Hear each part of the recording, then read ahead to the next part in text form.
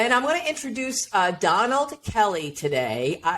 You guys are going to be completely impressed with Donald. He has a similar business to mine. He does sales training, and he has a company called the Sales Evangelist. But what's so interesting about Donald is, and as you all know, the name of this podcast is Pivot, and I'm sure he has some of those. But what's so interesting about Donald is I met him years ago. He was literally a puppy. I mean, he was so young when I met him. And I remember him coming up to me after a talk that I did and saying, this is, here's what I'm going to do. I'm going to become a sales trainer. I'm going to open this business. You know how many times I hear people say that? I mean, if I had that a nickel for every time, I'd be living on the beach. But this guy has pursued that and gone after it. And he just invited me to be on a panel of a wonderful event that he did. So it's really interesting to me to have Donald. I'm proud to have him on this podcast because I've watched him, from afar. I've watched him grow over the years. So welcome, Donald. Greta, thank you so much. I appreciate it. And it was definitely fun going to see you every time and picking your brain and getting a chance to learn from you and taking the stuff that I learned and applying it to going back to the office and applying it. So thank you. And I think that's the difference with somebody like you. There's an awful lot of people out there that, get, and you know this as well as I do, they say, I want to get some tips, right? And they take a couple of little tips. What you do, the difference between somebody, I think, who's good at their business and somebody who's really excels and really great at their business is someone who says, I'm going to take this back and I'm going to apply it. And I think that's really the difference. And I think most people don't do that. So talk a little bit about you, kind of how you started, a little bit about your background and what's brought you to today, because it's very interesting. So growing up as a kid, I grew up in Jamaica. I moved to Florida when I was 9, and I bring that up because of just the mentality and the situation that I grew up with. Like in Jamaica, it's a third world country, and you can get one of the greatest things with Jamaica's export is people. Like people come, they have great education, but people go to U.S. or to Canada or to U.K. to take advantage of opportunities. So folks who are in Jamaica, you can go apply for a job. It's not like there are going to be a bunch of jobs out there. So people have to create their own jobs. So that's how I always saw it, Greta. Like you create something and you make it happen. Like if you want money, you become a businessman. And saw my dad. But you don't talk like that, but that was No, Mom, I can chat like a Jamaican sometime. But my dad, my aunt, my mom, like cousins, relatives, people, I saw people do stuff from, being the roasted peanut guy to people having like a little shop or tienda at their house, where, people could come basically like a little convenience store, to my aunt who came to the U.S., bought products and took them back, clothes, shoes, and things like that. And so everyone around me, that's how we perform. So so let's fast forward when I came to the U.S. as a 9-year-old and I wanted to get extra money. What did I decide to do? Well, you become a businessman. So whether that's selling candy at school, in middle school, or going to, finding opportunities, connecting with people at church who, spring cleaning time, my buddies and I created spring cleaning businesses and did stuff for folks. And it was all these type of things that just kept me going, like that mentality. So fast forward now even further, going into college, I didn't know that it was sales, Greta. I just saw it as being an entrepreneur. Mm-hmm. And one of my buddies was like, you should consider getting a job in sales. And I was like, interesting. So I started, I went and applied, took his advice. He was like he was a junior and he was a roommate. So I took his advice. I started working at Dish Network. It was my first gig, selling Dish Network over the phones. And then I went to did timeshare presentations or selling. Oh, wow. Well, actually getting people to go to the meetings. Right. But that's a tough gig. That's a tough gig. Yeah. It was inside sales. Now today they call it BDR, but that's what you were doing. You're just calling and dialing for dollars. And then after that, became a server in a restaurant. And then I finally got into some more bigger things where I sold IT training classes for a company that's local to the Florida area, West Palm Beach. They're no longer around. It's called CompTech. And we're selling stuff to city, county governments and to individuals. And that progressed and it got me a taste of like the good stuff, selling to businesses. So when I graduated, I had another opportunity and I did door-to-door security sale one summer in college. And that was, we went to Indiana, full commission, and you're selling security door to door. It was interesting. I made pretty good money, but And all this catapulted me to wanting to go further. So I got a job back home here in Florida, working in the the mobile X-ray services to senior care facilities throughout the state. Oh, wow. And that was fun. My friend's dad's company and I came and they recruited me out of college to do that. And then from there, I went into manage IT services. And that's where I met you, because then I started going to the chamber events and started going to places where I can increase and improve my skills, because I was so confused on LinkedIn, Greta. Everyone was saying, get on LinkedIn, get on LinkedIn. I was like, what is this? What do you do? Right. And then they're like, about Twitter, to be honest. Yeah, right. And they're like, network, and I'm like, what is networking? Like, I knew it's just felt so ambiguous, and I really needed direction. So that's when I started to really seek out folks, because the B2C side, I got a hang of that in college, doing that for 4 years. When you got into the B2B world, I got kicked in the face. And I really needed some help. And that's when I, started to refine the skills and learned how to sell in a B2B setting. And that helped me go further. And, following that experience, did manage IT services. Then, the company I was with, unfortunately, had some layoffs. And then, through the networking that I was doing, someone told me about another job, doing software. And that's when I converted over to software sales and absolutely loved it and did pretty well there. Then started a podcast from sharing the experiences from stuff that I was learning in school to the first little gigs, and then all the way up to my software selling experiences. How long have you been doing the podcast now? Since 2012. So this year is 10 years. Well, it'll be 11 years this year, technically. And did people really know what a podcast was back then? Oh, come on. No way. Right. I mean, I think you had me on it early on, and the marketing guy that I had working for me at the time was like, yeah, this is a great opportunity. I'm like, what is it? Showing my age. I'm like, yeah, I'll do it, right? I mean, there's only a handful. There were 4 podcasts in the sales world, I think, at that point, 4 to 5. Oh my gosh. And I said, there's no room for another one. There's absolutely no room. And I'm grateful that we did. And since then, it's opened up a lot of doors, as you know, Absolutely. And it's a great way to connect and to learn. And it was a selfish way too, a little bit. One, I wanted to share what was working, but 2, getting a chance to sit down with someone like you, Greta, or whether it was going to meet with Gittimer or Jill Conrath. I'm like, man, I get 30 minutes with these people to ask them whatever I want to help improve my sales skills, because I'm still selling software. So that's what I did, but it so happened that other people liked it as well. Yeah, they did. And by the way, let's go ahead and say the name of that. Let's go ahead and give that. We'll do it along the way. But yeah, it's called the Sales Evangelist. Yeah, so you can find Sales Evangelist, and it's very, very popular. It's a great podcast, and if you're interested in sales at all, which so many people that are listening to this are, they should check it out. Thank you. So a couple of things that you said I thought were interesting, and I was typing as you were talking because I was taking notes. When you said dial for dollars, now that's an old term, and as much as I think people really hate doing that, what a great training ground, right? I mean, it really, truly, if you had the ability to do that, if you could figure out how to get past the, rejection, the feeling of uncomfortableness, hanging up, now today it's much more difficult because people don't even answer the phone. But the ability to do that dial for dollars thing, I think there's no better training ground. To me, it's like a boot camp. What are your thoughts on that? I mean, obviously you don't do it today, but what are your thoughts on what that brought you? Yeah, it brought a lot. So give a little bit more preference to this too. And one of the things that you mentioned there, and I put a little note, is around that preparation ground and how it just, you overcome your fear of rejection. It's one of the best ways to do it, for individuals. Yeah. So let's go back to my experience. I didn't put this in there because I didn't classify it as a sales experience, but it by far was a sales experience. I'm a Latter-day Saints, or LDS, folks might call us, Church of Jesus Christ, Latter-day Saints, Mormons, whatever. So we go out for 2 years. So I went to Detroit for 2 years, knocking on doors, selling, quote unquote, religion, so to speak, for free. But it's a form of sales, obviously, of course. Yeah. You have a message, you're trying to articulate that message, you're trying to grab attention and so forth. So then this rejection idea wasn't that bad for me.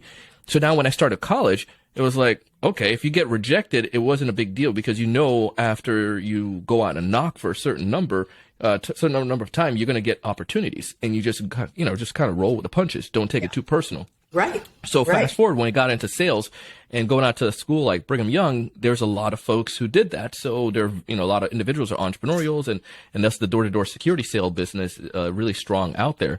To recruit a lot from those universities. But the point though with it, like all of those led to it. So when I was making these phone calls and doing a dial for dollar thing, yeah, I mean, I don't care who you are, you're human. You're going to have the those rejections that kind of like sting a little bit, but you just know you can get up and move on because there's an opportunity out there. There's somebody out there who need what you have to offer. And the way I like to look at it is like no one is that for the majority of people that are out selling scamming people, they have solutions that can benefit organizations. And I like to sell things that I believe in, that I feel strongly about. Yes. And when I have that motive and that, excitement coupled with a why to, maybe it's like a down payment or whatever it was, like that's motivating you or motivating me, like those things help me to be able to go sell that product because I want to find those people. So I look past those rejections, dialing for dollars to help me. But the other thing what do for dialing for dollar days is that it refine your messaging and your skills. You can role play, and I'm a big believer in role play. Yes. There's nothing, Mike Tyson, the great philosopher, said, everyone has a plan until they get punched in the face, right? So everyone knows what they want to do, but then when you actually get out and do it, you find yourself running into difficulties. In those situations, what we want to make sure, what happens though, is that you're making a lot of phone calls, you refine. You learn from the no's, you learn from what they don't want to hear, you learn from the things that didn't quite, hit properly. You learn how to, to sound confident, and so forth. And that's how I saw it refine my skills. So I always, even my BDRs right now, we're a big believer in doing phone outreach. We're not just aimlessly calling random lists. We have a focus and we are, we're prepared and we target these accounts that we're going after. But by them getting on the phones, we've done so many tests, not only with clients, but also internally, but that makes the difference, once they're making those dials and making calls and practicing refining. It's a great learning ground.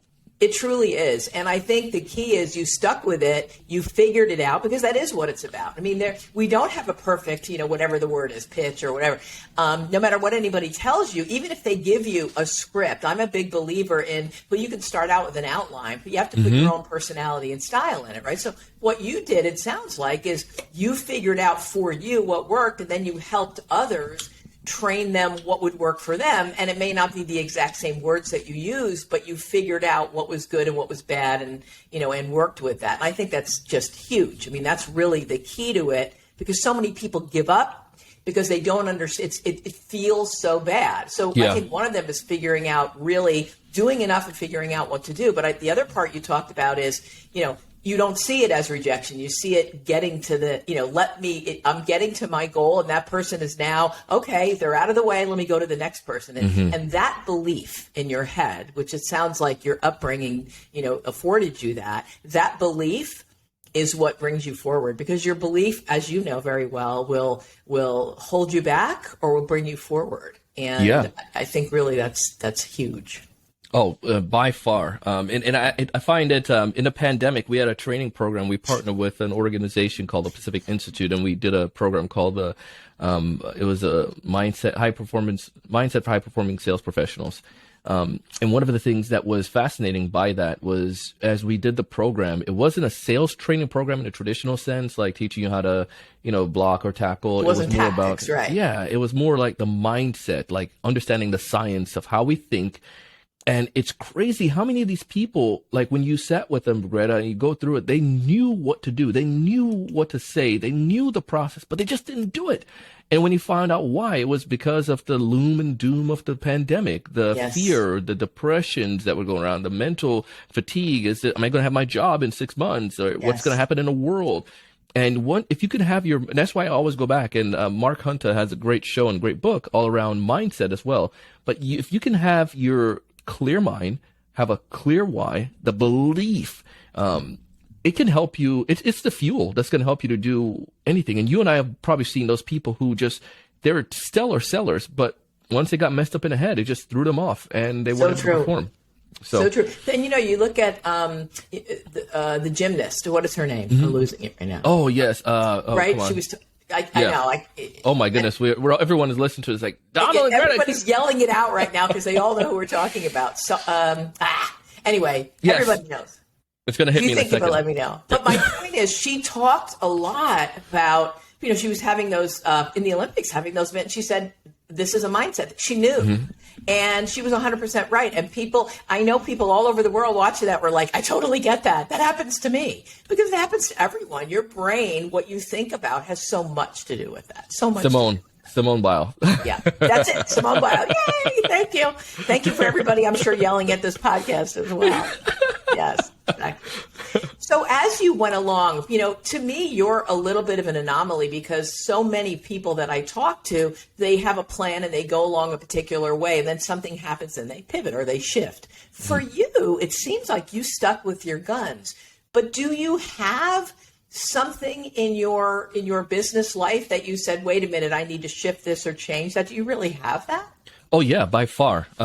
Because one of the things you learn from, as you notice as an entrepreneur, I started off with the funnel wide open because I didn't really start a business. I started just sharing what was working.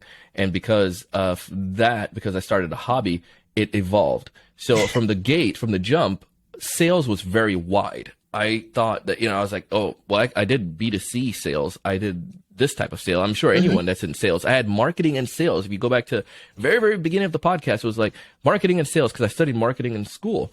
So I was like, yeah, I want to interview marketing and sales professionals. So it was wide open. And then what I saw over the years is that because I was so wide, I wasn't really getting the, business, like people listening to the podcast and started to grow, but then it wasn't like really refined. So then we started refining to not marketing, but then sales. We had to pivot on that. And then even doing sales, I was like, it wasn't quite jabbing because here's what the reality of people started to reach out and ask if I can do coaching and speaking. Yes. But I started getting a bunch of, when you start off a business, you start doing all kinds of odd and off jobs. So I do anything like right at the beginning. Yeah. It was like some marketing stuff and some sales stuff. And I was like doing a little bit. I'm like, what is this? And then it was a speaker because I love to speak.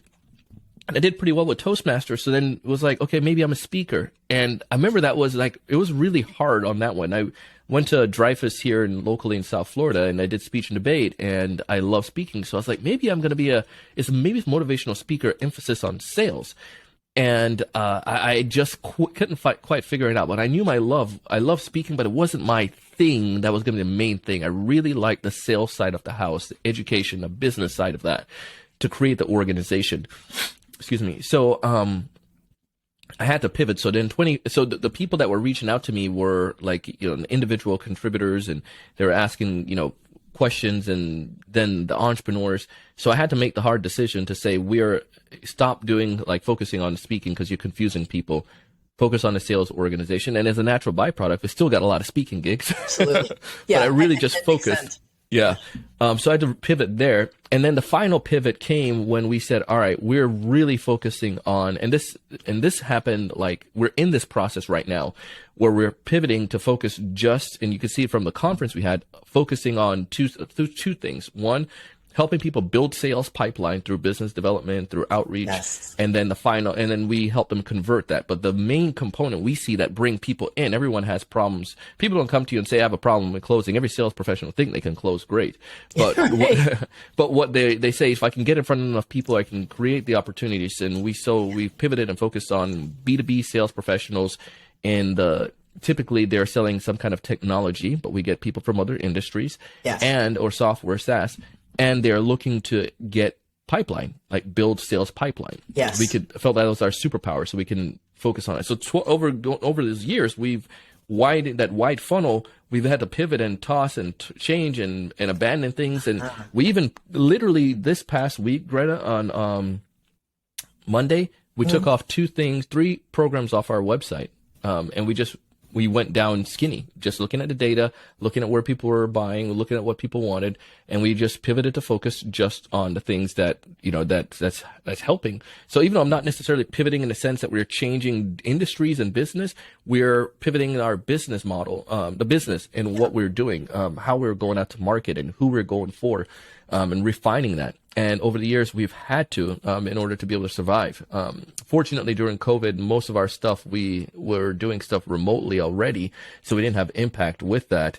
But, we still had to, fix up our programs to make them even more effective for online learning. Because instead of just like a Zoom meeting, it was now, let's create online curriculum. Yeah. And anyway, so some of those things I've done, and this year is we're really pumped for some of the changes that we're doing and the way that we're quote unquote pivoting our business.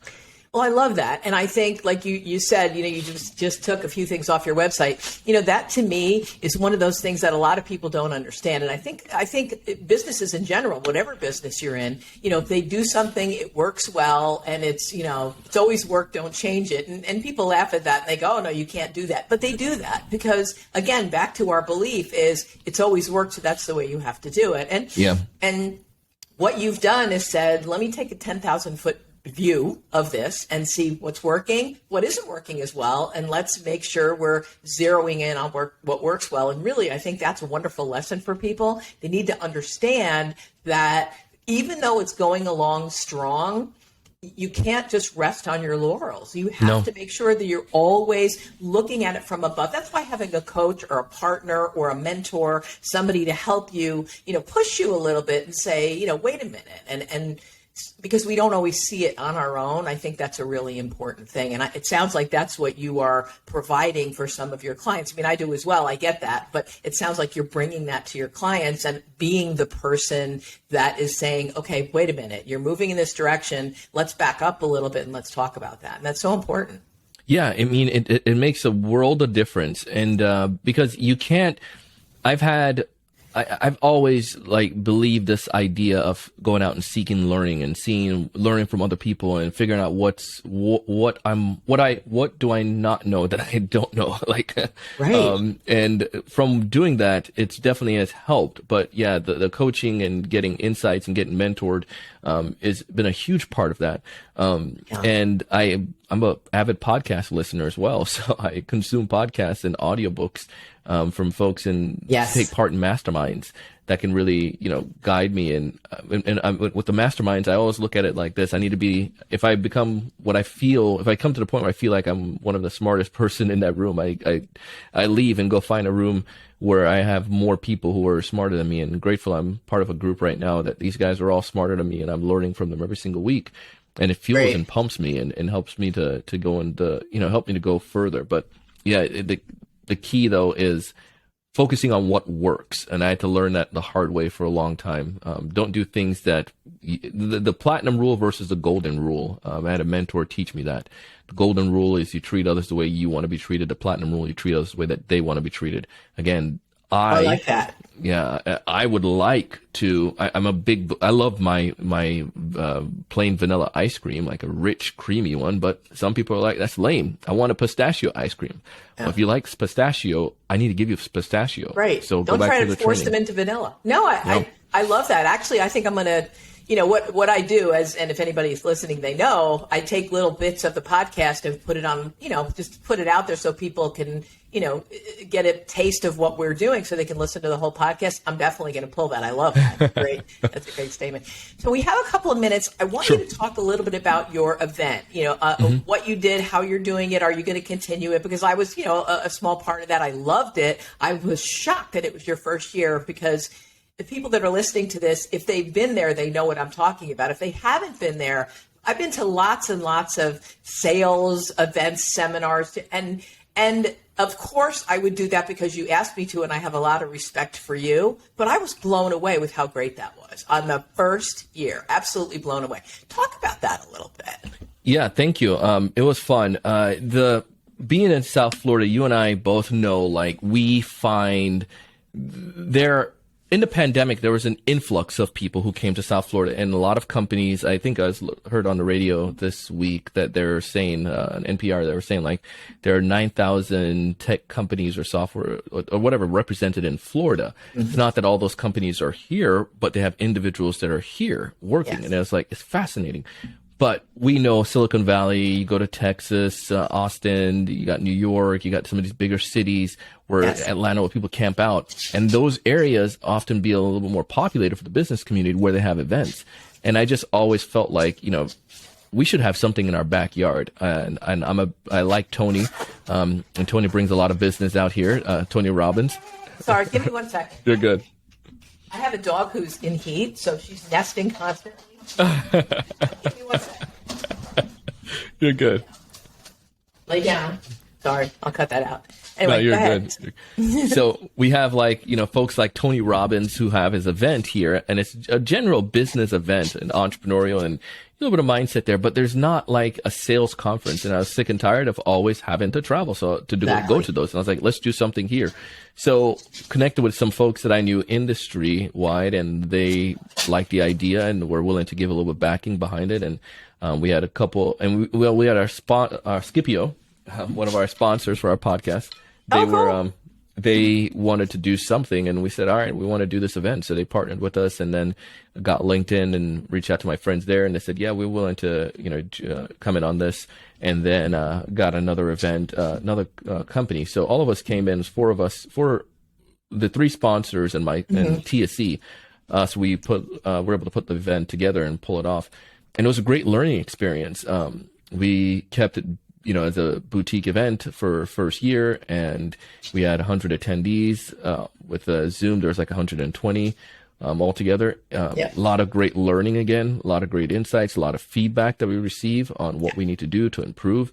But it was great. And we just wanted to provide a place where sales professionals in South Florida can come to learn just without having to spend a couple $1,000s to travel to Atlanta or to New York or DC or Denver to go to a sales conference. So. And people outside of the immediate area of South Florida. I mean, when I was there, I met people from the west coast of Florida. I met people, and you don't have to be from Florida, obviously, but people are from all over, not just South Florida. So it was really quite a dynamic event. I was, almost looking around like, wow, so proud. I mean, I met him when he was a kid. Look what he's doing, So, but it was really awesome. So as we're finishing up, Donald, talk a little bit give some takeaways for people that are listening to this, which are, CEOs, entrepreneurs, sales professionals. What are some of the biggest takeaways that you would like to give them?